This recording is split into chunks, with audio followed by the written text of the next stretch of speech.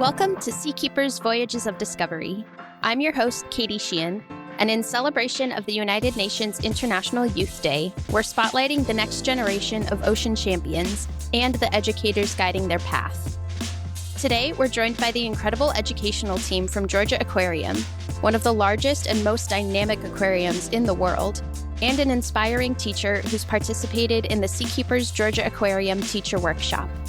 From interactive classrooms to hands-on field experiences, we'll explore how the Georgia Aquarium is empowering youth to become ocean stewards through science education, sustainability projects, and immersive conservation programs. Whether you're a student, a teacher, or simply someone who cares about the future of our oceans, I hope you'll learn just how powerful youth-led change can be. Let's dive into the impact of education, empowerment, and discovery. I'd love to start. Bailey, if you want to give a little introduction about yourself, that would be great. So my name is Bailey Dawson. I currently serve as the Director of Education and Community Engagement at Georgia Aquarium. I've been in the education field now for, almost 18 years now. Prior to my tenure here at Georgia Aquarium, I spent some time with Cobb County School System, as well as Marietta City School System, which was a great experience for me. So yeah, I'm happy to be here at Georgia Aquarium and doing the work to help educate our teachers and students here in the state of Georgia. It's great to have you. Thank Melissa, if you would like to give a little introduction. I'm Melissa Rowe. I'm a high school teacher in Chattooga County, Georgia. We're in the northwest corner of the state. I teach physical science and chemistry, all levels, so students with IEPs, 504s, through the gifted courses as well. I've been teaching, this is my 9th year. Before that, in my previous life, I was a chemist. And I'm happy to be here. Thanks for having me. Amazing. Thank you both so much.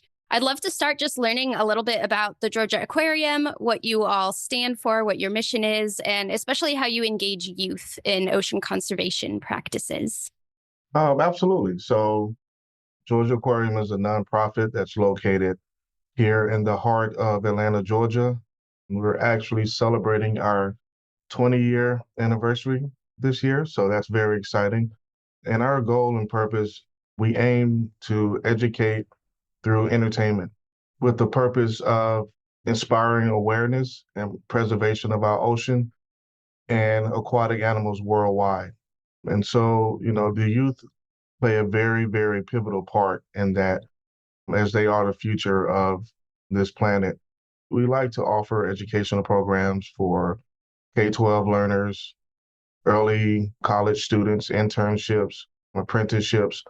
It's great to have a number of options for youth to get involved and know that they can make a difference in their everyday lives. So we try to inspire them to have a love for the ocean, have a love for marine science, and empower them to make the decision to be the change that they want to see.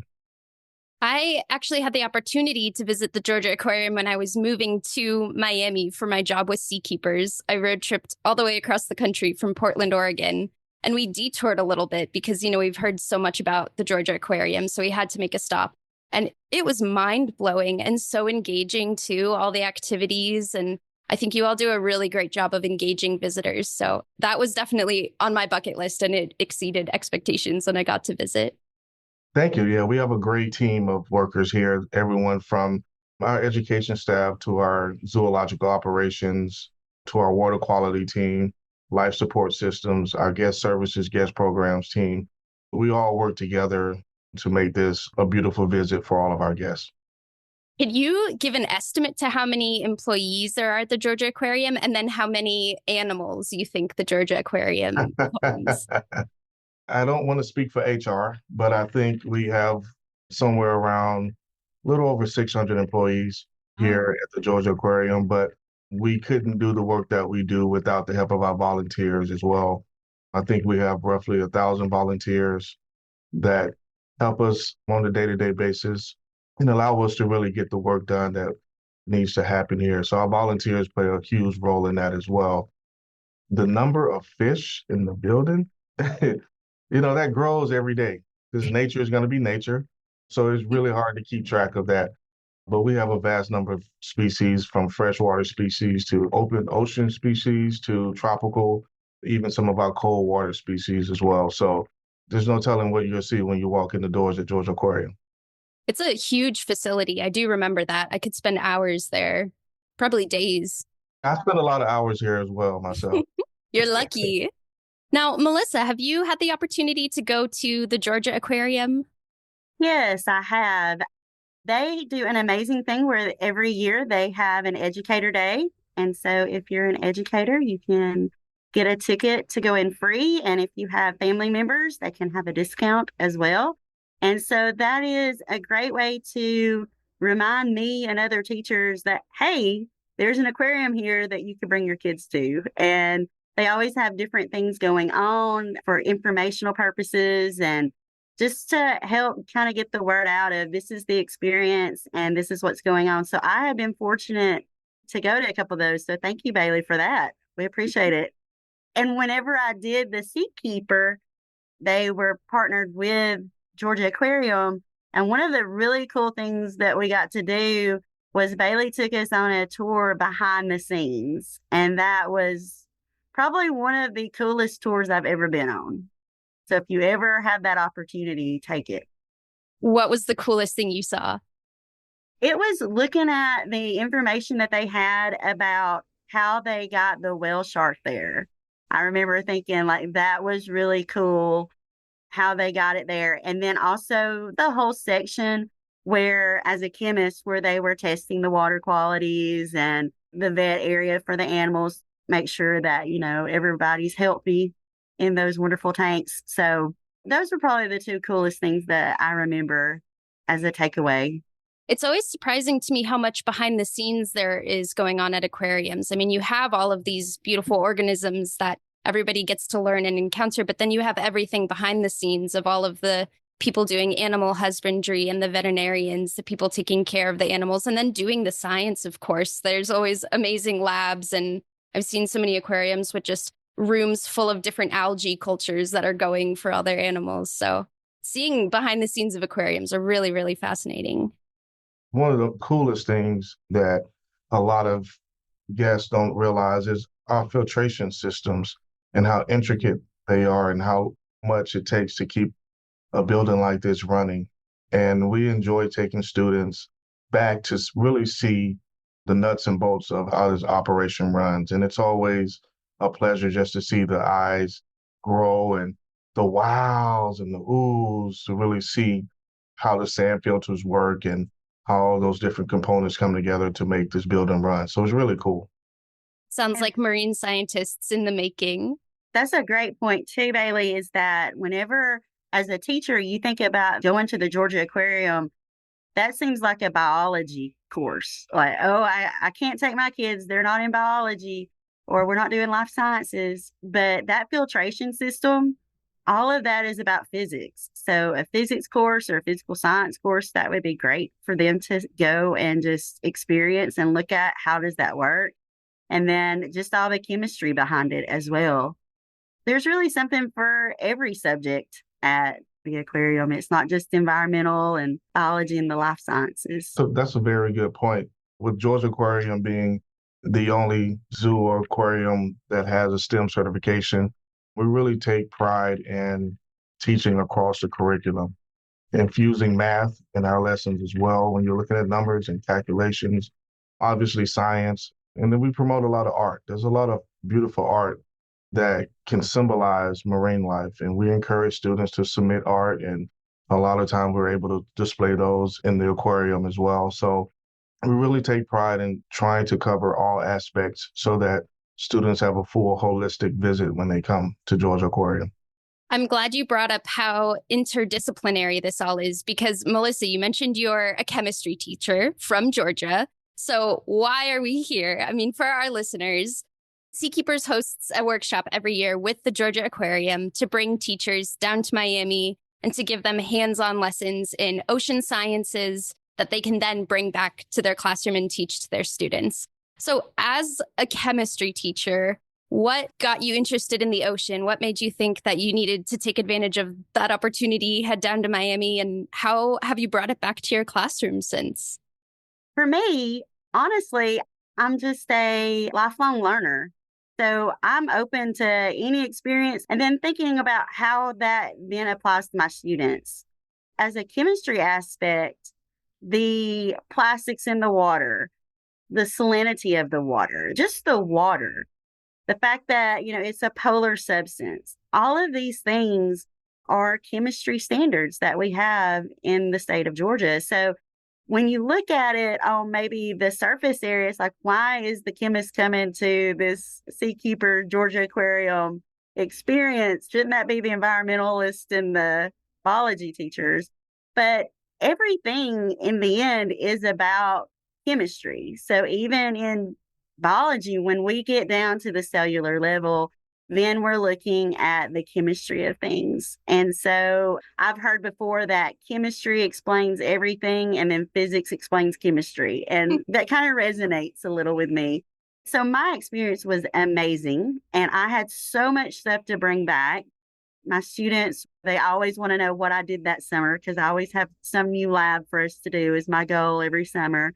And so with this one, we were so fortunate that SeaKeepers gave us a box of goodies to be able to test the turbidity of water, the alkalinity of the water, just different things like that. And so we just put it to use in our area. We are landlocked. We have lakes and streams. We're in the mountains. So no oceans, unfortunately. We got to drive about 6 hours to hit one. But so even though we were not at an ocean, which was what the experience in Miami was about, I could take that information then and look at the streams and lakes in our area. And we discussed, why do we care about the acid level of the water? And we talked about algae blooms and the oxygen and what happens to the oxygen in the water if it gets out of whack and why does that matter? And so there was a lot that actually, really everything, I guess, applied for that. And it was a wonderful experience. If you ever have the chance, I suggest going. I think our applications for this summer will be opening soon too. So hopefully we'll get some more teachers out here. But I'd love to chat a little bit about what the actual teacher workshop was like down in Miami and what some of the goals of the activities were. So Bailey, if you could give us maybe your favorite activity and tell us why and what your goal for the teachers was in that activity. Wow, picking one. I think that for me, it's the beach cleanup, and we're able to utilize an app to calculate exactly what we pick up and the amount of items that we pick up.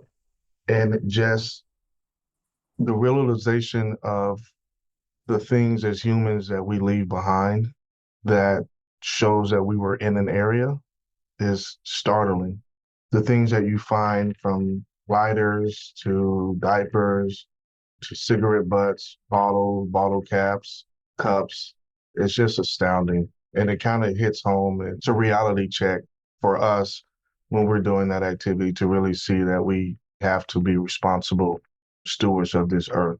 I think the main purpose of the workshop is to reinvigorate educators and give them that sense of purpose and learning again.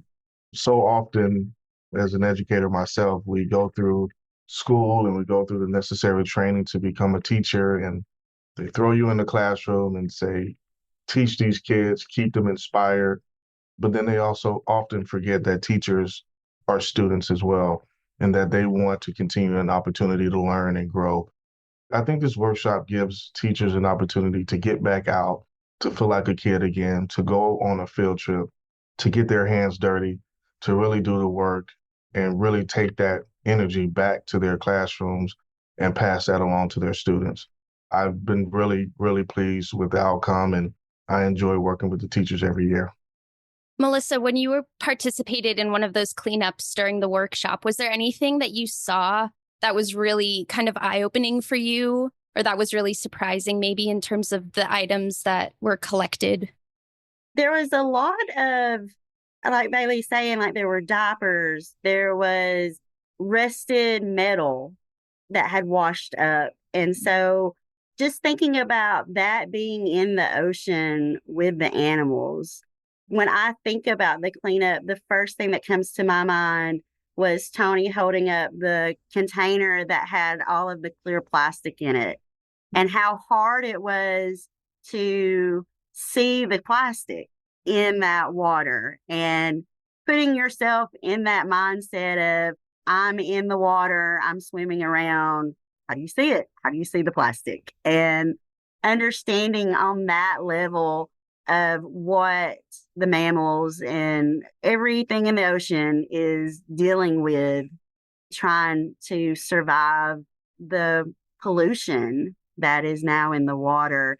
Hard enough, if you've got some huge piece of metal flying by you or a diaper, but then it's like, let's up that level. And now we can't even really see what the pollutant is. And so those were the things that really stick out in my mind with that. And just the amount that we collected on that island it was kind of horrifying, honestly, to think of, wow, that's just in this little area, multiplying that times however much is a lot of waste. You all went to the picnic islands in Biscayne Bay, is that right? Yes. For the beach cleanup. Our beach cleanup crew just went back this weekend and picked up 200 pounds of trash. And that's something they could do probably every other day or, every week. So it is really hard to see all the trash coming in. And I love that we're educating the teachers to go back and learn about these types of things, because I know it might be a little bit more common in the curriculum for the younger generations to be learning about plastics. But I know when even I was in school, that wasn't really something that was discussed. And especially primary school, we didn't really talk about microplastics. Or I went to primary school in Colorado, so we're landlocked and we don't talk about how all of the rivers meet the ocean. They bring that trash with them. So everything is really connected to the ocean, and it's really important to be mindful of our practices. Katie, I agree. And just also visually seeing that hands-on experience of seeing all that garbage. Even we hear about, the islands of garbage in the ocean, but it's different when you actually are handling the garbage and you see physically all the piles there that you're putting back on to remove. And it was definitely an eye-opening experience. Is there anything from that you've taken back to your classroom to teach your students about maybe reusable alternatives?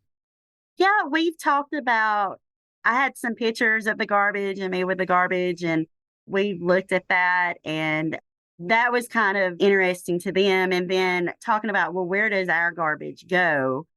Yes, most of ours goes to a landfill, but does it stay in the landfill? What if we live in a tornado area? What if we have a tornado? There's all these stories of someone finding a picture of someone, 300 miles away. So where could the garbage even go possibly? And then discussing how that's affecting people near the ocean, because we love the ocean. I know I do. I love going to visit. So that's kind of the thing in our area is we either go to the Smoky Mountains or we go to Florida to the beach. So when you're there with your family, how is the waste you're producing even just then? How is that affecting that area? Because my students, if you said, do you like dolphins? Do you like, oh, yes. I mean, I don't know a child who would say no about liking, and caring about them. And so just helping them come up with ways to do that and talk about renewable resources and what do those look like. That was another thing that I learned there was about how that, okay, it says it's recyclable, but is it really? We've discussed that and had some research-based projects off of that experience as well when we were doing the garbage pickup. Have you seen any unique ways that the youth of today are demonstrating care for the ocean? I just know it seems to be increasing in terms of ocean literacy and care about the ocean. This is something that maybe a few generations ago, not everyone wanted to be a marine biologist. And I think growing up, that was kind of the common answer too. But we are still seeing a lot of kids today fascinated with the ocean, making really empowering changes for the protection of the ocean. So do you have any stories like that from your students in any of your classes? I don't have any students who have become marine biologists, but I do have students when we do project-based learning tasks about the garbage. They come up with some really interesting ideas of why can't we just get a vacuum, some type of vacuum? They maybe work in a shop with their parent, guardian, or, maybe as a job. And they're like, well, there's wetbacks. Why couldn't we somehow make one of those? And so there's some interesting ideas that they have come up with and have kind of explored just in class with us. But as far as at a job or a career level, I can't recall any. We have several who become engineers. There's one who works in Minnesota and she's a park ranger. But as far as actually with the marine field, we don't have any right now, but they do care. They are very passionate about keeping it safe and having it to enjoy for their life and future generations. They're very active in that sense and want their voice to be heard. There's so many ways to advocate for the ocean without needing to be a scientist. And you all touched on that a little bit earlier through forms like art and music. There's a lot of different ways to get people to care about the ocean. And it doesn't always have to be scientific. And actually, it probably shouldn't be because that doesn't always reach everyone. Something I learned recently is our SeaKeepers Asia chapter every year does a songwriting competition. And they accept songs that people come in and perform about the ocean. And it is such a creative and beautiful way, I think, to get people to care about the ocean and to learn about a lot of the challenges that our global oceans are facing. So, yeah, I just think there's so many really unique, creative ways outside of just academia and science that people can show that they care about the ocean and that they appreciate the ocean. Yeah, and I think that's a very valid point. I think it's all about various ways of expression. You have youth that participate in community service projects and river cleanups. You have youth that are interested in engineering. And so some of the programs that we do for youth are teaching them how to build remote operated vehicles so that they can search underwater and understand that, scientists use these vessels underwater to really examine and see what's down on the ocean floor. And a lot of those students gravitate to that. We also have students that we had one school that created a public service announcement. Students got together and created kind of an advertisement campaign, and we were able to display that in the aquarium.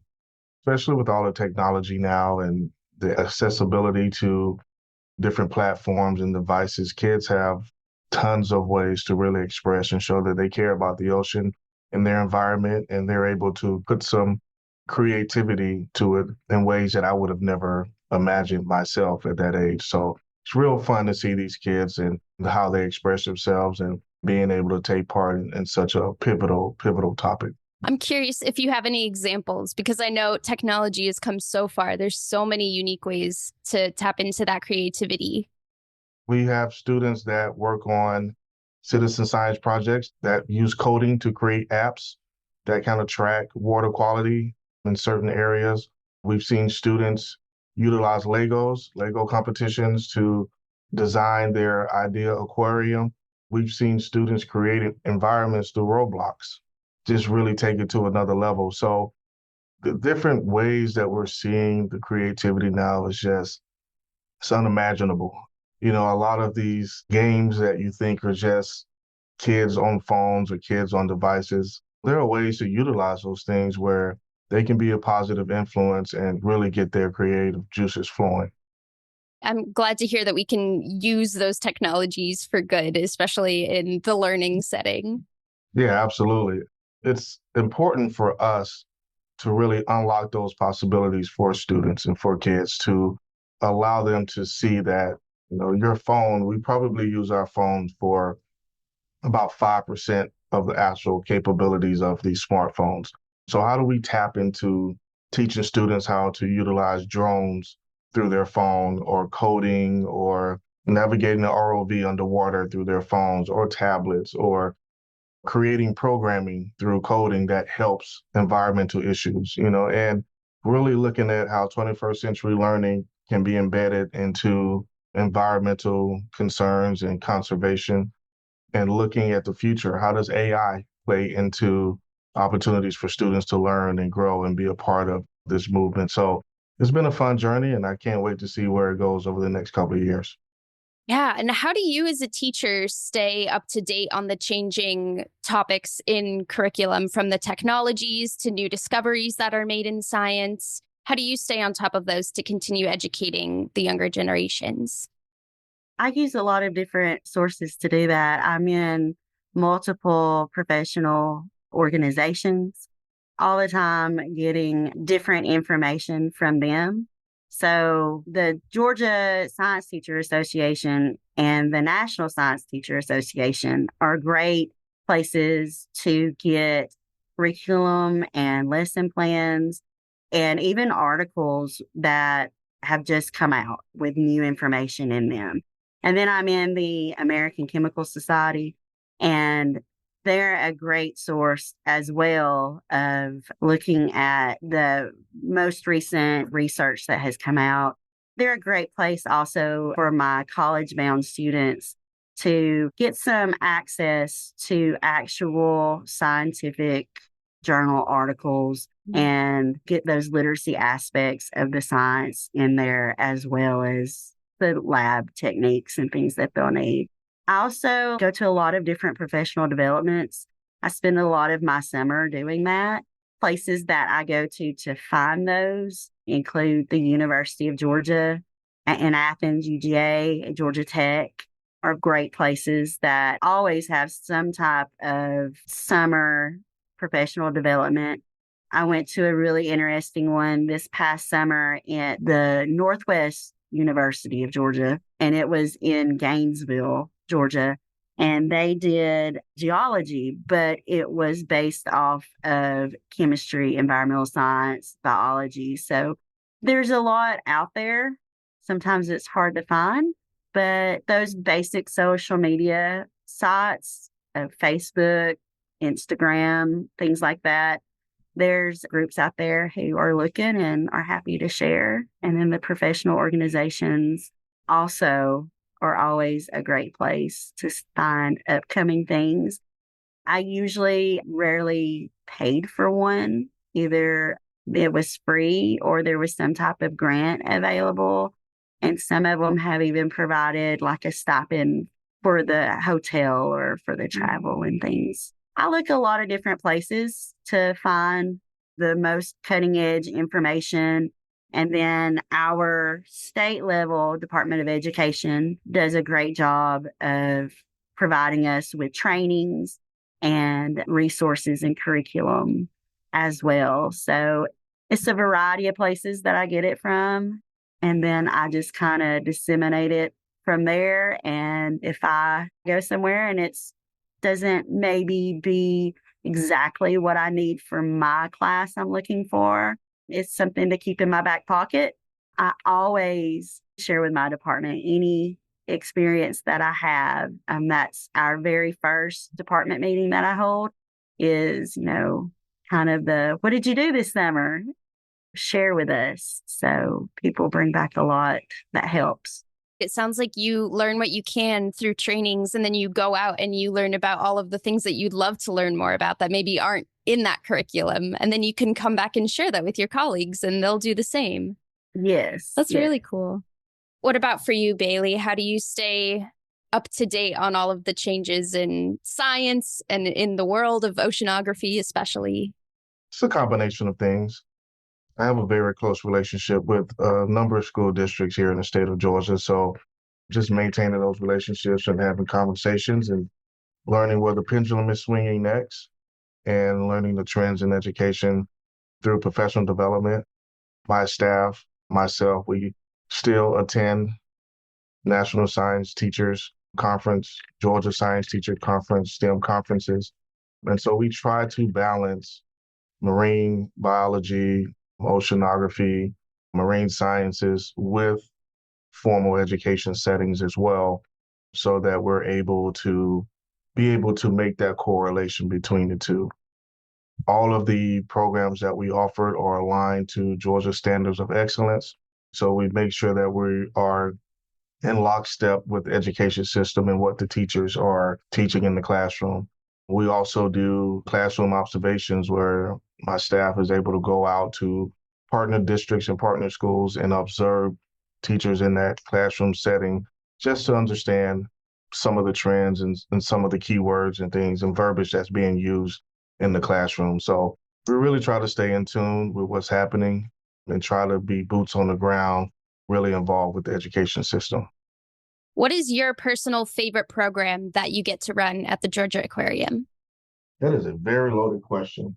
I'm going to say this for all my Georgia Aquarium education department listeners. I love all of your programs, and no program is better than the other.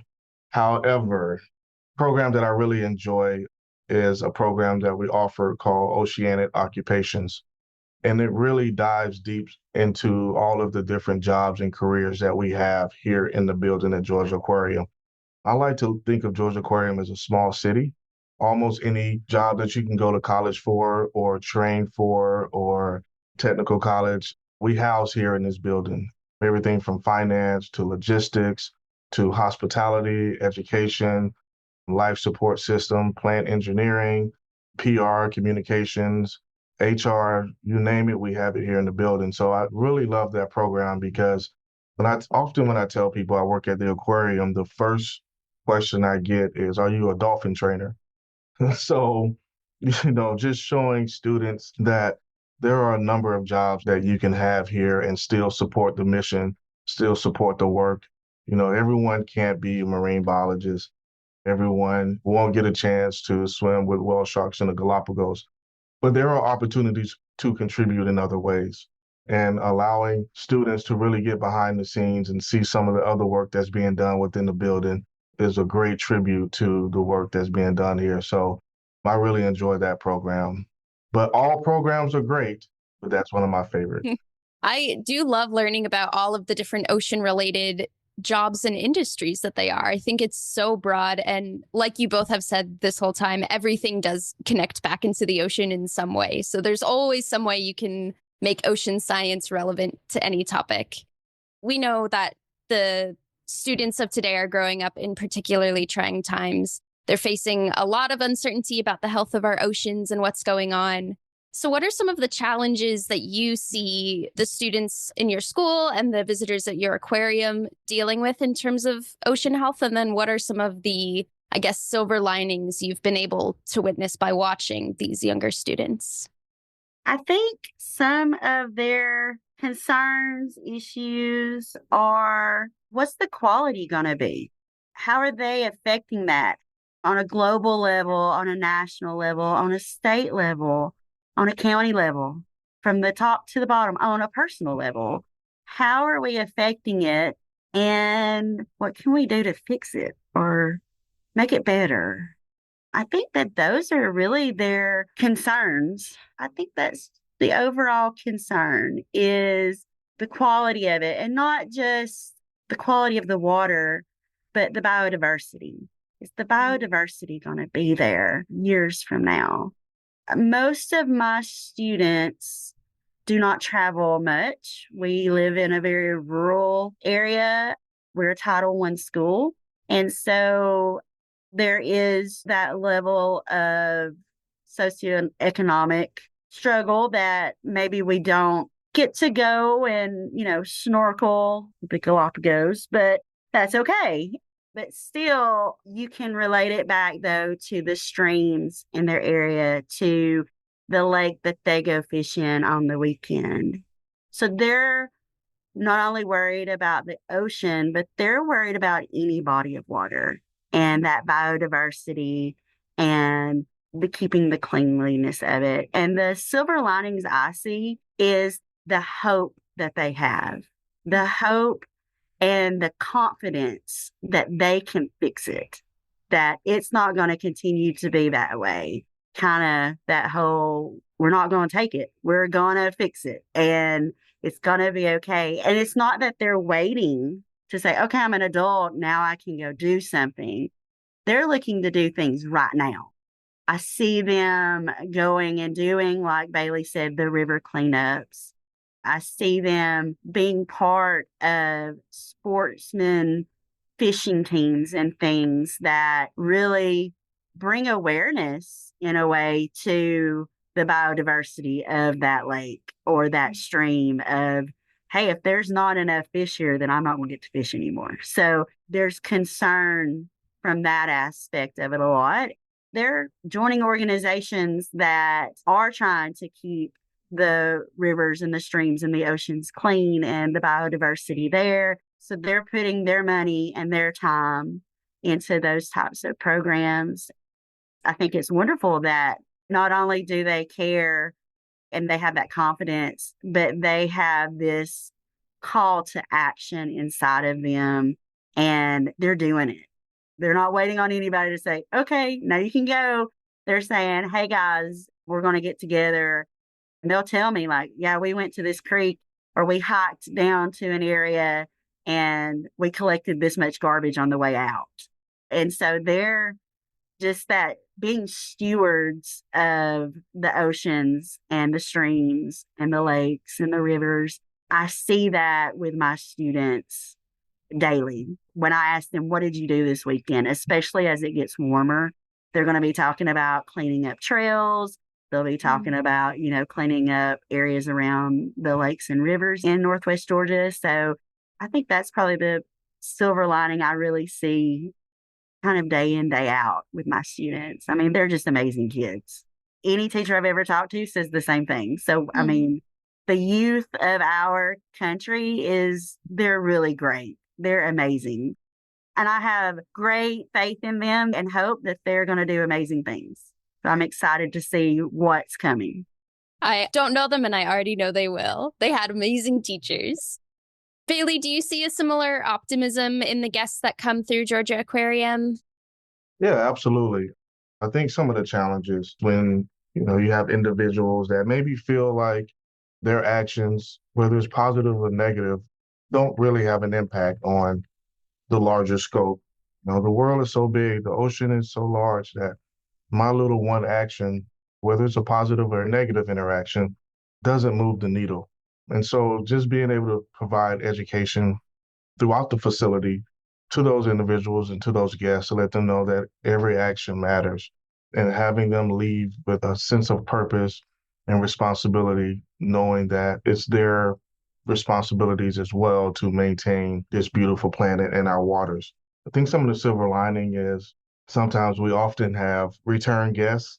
Once they visited the first time, they come back the second time and say, you know what, my kid now doesn't allow me to throw plastic bottles in the trash can. Now my son is making me recycle. That's the silver lining when you have the youth and the kids that are taking control in their homes and telling their parents, no, we have to recycle. We have to save the earth. The kids holding the parents accountable. And that's the change you want to see. Those are the opportunities where you touch a life and that life would touch others. It's a domino effect, and we love when we see those results, and that's what we come to work every day to do. I sometimes get a little bit down, I think, just all of the information that comes in about the state of the oceans, and to hear the youth being so optimistic and having leaders like the two of you to kind of show them that their actions matter and then they can make a difference is very inspiring for me. So I'm really excited to hear about the next generation of change makers being raised right and doing it right. It's really great to see and to hear. You and me both. I can't wait to sit on my porch in my rocking chair and watch these youth now go to work and really put what they learned to action. And I love that you both have touched on there's no minimum age to be a teacher, to be a change maker, to advocate for something you care about. You don't have to wait till you're not in high school or elementary school anymore. Your voice matters just as much now as it would when you're 25, 40, 70. So if you care about something, if you're passionate about something, you should absolutely go and pursue that and do something about it now. Absolutely. It's all about empowerment, and young, old, youth, or adult. Our purpose is to empower and inspire you to make a change. I think there's probably more listeners that are not ocean-based or close enough to the ocean to witness it every day. I think most of us are probably at least farther from the coast where we don't get to see the ocean every day. So what is one thing, and I'd love for you both to answer this, and maybe this is where we can wrap up, but what is one immediate action that someone can do from anywhere, not necessarily from near an ocean, that would make a difference for the health of the ocean in the future?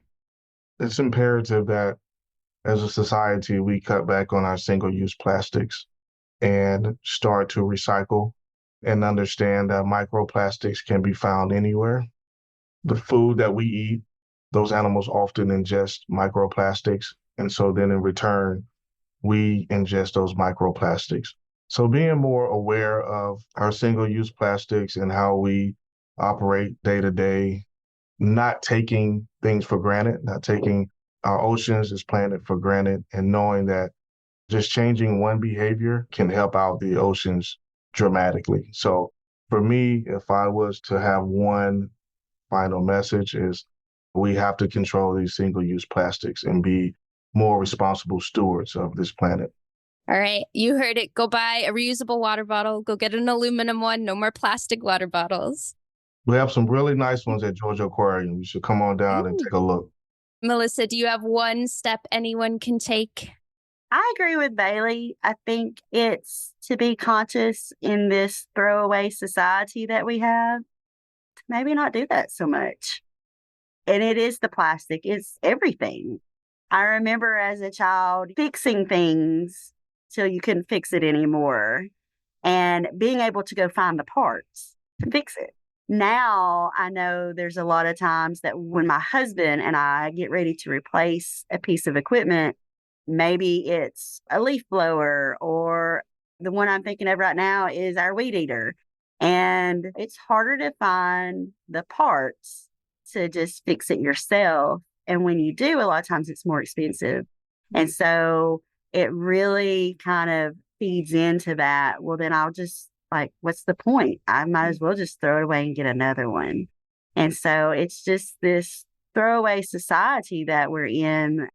I totally think that it's the less plastic. And before you purchase something, thinking about just being very mindful of how long am I going to use this? What's the packaging? Do I really want to buy something that has that much packaging? Just be more conscious of your everyday actions, because it's the little things that add up to making your life, including the waste that you are producing. And it does matter. I think you matter. Maybe that's my takeaway for everybody. The one thing they can all do is just know that they matter and their actions matter. I'm landlocked, so if I throw something away, I may not think about, well, that might get to the ocean. I'm up here in Georgia. I got a 6-hour drive, so yeah, you matter and your actions matter. Be, maybe a little self-aware of those things. If I had a final note to say is that I have great joy in seeing this next generation come up and what all they're doing already. And I feel like the sky's the limits for them. So I have a lot of joy and hope in that. A lot of times they'll say, it's going to be okay, Miss Rowe. I'm like, okay. For my students, it's going to be okay. And for you, Bailey? Final takeaway is we have to really, really educate ourselves on the environment and the way the world is connected, understanding the carbon cycle and how that affects the temperature of the water. It's a livelihood issue. It's a survival issue. And if we don't change and make a change in our thought process, in our mentality, in the way that we operate, in the way that we view this planet and the oceans, we're going to put ourselves in a situation that's really hard to reverse. I just empower everyone and I push everyone to just educate yourself, take some time and really read up on our earth, our water, ways that we affect this beautiful planet, and just really be self-aware of your day-to-day actions. Together, we can make a difference. I see a bright future ahead, especially with our youth. I love the kind of key message that comes out of this. Your actions matter. Good actions and negative actions. Throwing away those single-use plastic items, it will add up over time. So if we all slow down a little bit and be more intentional with our actions, I think it can go a really long way. Absolutely. I couldn't agree with you more. Well, I appreciate both of you so much and what you do for the next generation, inspiring them, educating them about the ocean. And I can't wait to see what they are going to do. I think the next generation of change makers is well on their way. I think they're going to be doing some really big things for our environment. So I'm looking forward to it. Likewise, and I'm along for the ride. Me too. Thank you both so much for joining. Thank you. Thank you so much for having me. Thanks for tuning in to this episode of SeaKeepers Voyages of Discovery. Join us next time for a journey to the South Pacific, where we explore the majestic manta ray and its deep cultural and spiritual significance in Indigenous communities. Until then, fair winds and following seas.